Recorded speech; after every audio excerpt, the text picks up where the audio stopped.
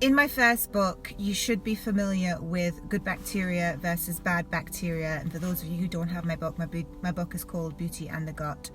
So if you have an imbalance of bacteria and you do not have enough good bacteria, then this is where we come into a lot of problems with our health.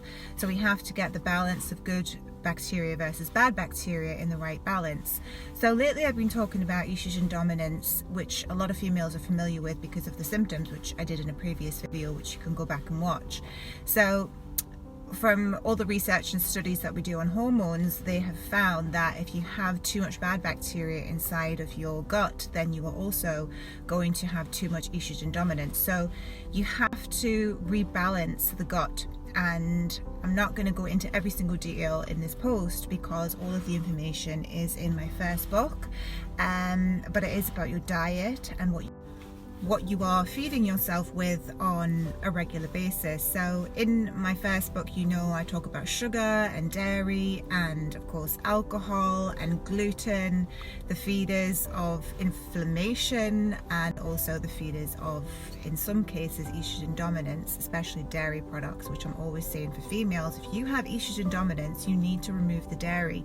You have dairy that contains estrogen. You put that into your body when your body is already high in estrogen, you're going to feed that estrogen, and then every month those symptoms reappear because the estrogen's there. You've got to get rid of the estrogen if you are suffering with those symptoms of the bloating and the pain and the, everything that comes with estrogen dominance and PMS and PMDD and everything like that.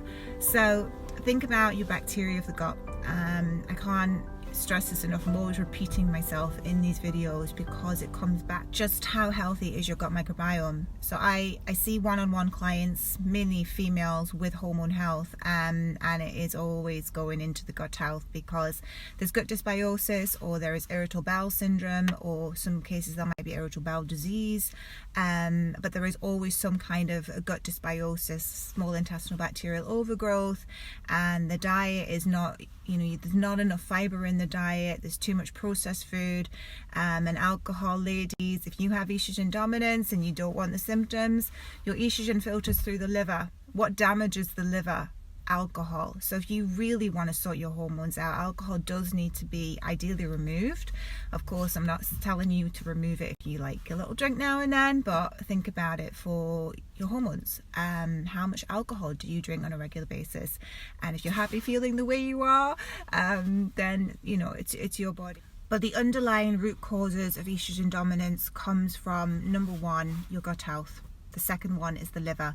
And it's always connected into what are you feeding yourself with and what prescription drugs are you on as well, because things like the antibiotics and contraceptive pill, of course, contraception, you're feeding more estrogen into your body. I've been on it before. I've had thyroid issues because that's connected to high estrogen. So think about that, and also your levels of stress and why we need to do more relaxation and continue to take adaptogenic herbs as well, such as ashwagandha. So ladies, that is that for you to do on estrogen dominance. Look at your gut bacteria.